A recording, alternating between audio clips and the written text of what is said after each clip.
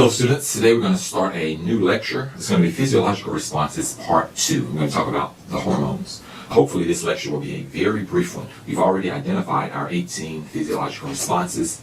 In this lecture we're going to simply identify the hormones. And so we won't do anything additional in this lecture.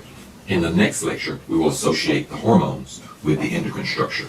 So this lecture will be devoted to associating the physiological response with the hormone. And so let's get right into it. Okay, here we have our first 6 physiological responses. As I stated before, we're going to only identify the hormones. And so let's go over these. Okay. Happiness, the hormone responsible for this one is going to be serotonin. The hormone is serotonin. So I'm just going to write here, serotonin is responsible for happiness.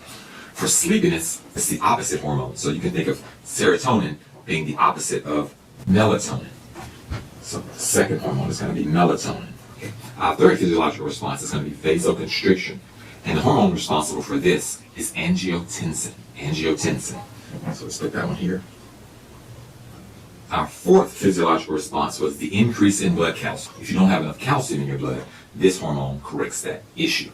And so that hormone is going to be parathyroid hormone. Parathyroid hormone. Some of the hormones have an abbreviation that's associated with them. It's going to be PTH, parathyroid hormone. The opposite of increase in blood calcium is the decrease in blood calcium or the increase in bone calcium. And the hormone responsible for this one is going to be calcitonin. Calcitonin. Our sixth physiological response was water retention. And the hormone responsible for this one is antidiuretic hormone. I mean, the name makes sense. And again, this one has an abbreviation, ADH, which makes sense. And it's also known by another name, vasopressin. Okay, so those are our first 6 hormones. Let's look at our next set of 6. Our seventh physiological response was female reproductive development, and the hormone there is estradiol. And the counterpart, male reproductive development, is going to be testosterone. Uterine contractions or labor contraction are caused by the hormone oxytocin, and it has an abbreviation, OT. Our 10th physiological response was milk production, and the hormone responsible for this is prolactin. Prolactin. Prolactin has the abbreviation PRL.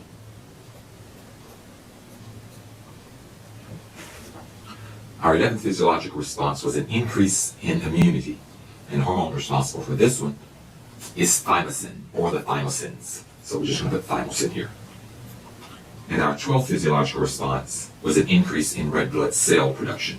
And the hormone responsible for this one is erythropoietin.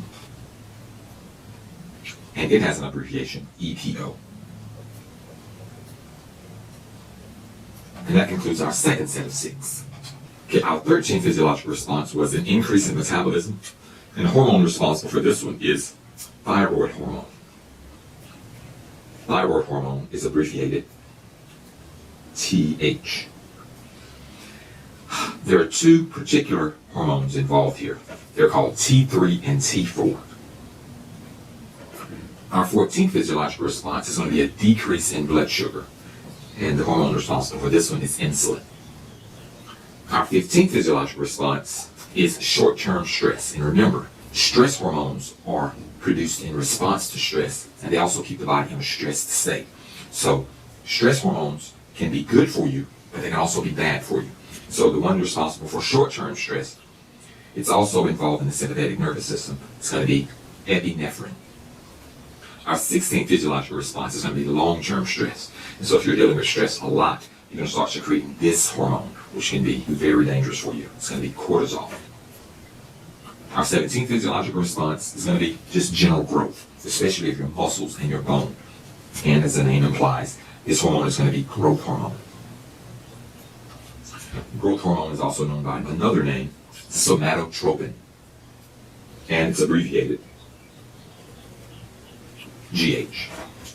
Okay, our 18th physiological response is going to be the production of stimulating hormones. The hormones that are responsible for releasing these stimulating factors are called tropic hormones or releasing factors. This one is a little more complicated. These tropic factors are called tropins or releasing factors, and we'll just leave it there for now. And that concludes our final set of 6 hormones, and this concludes all 18 of our physiological responses associated with their hormones.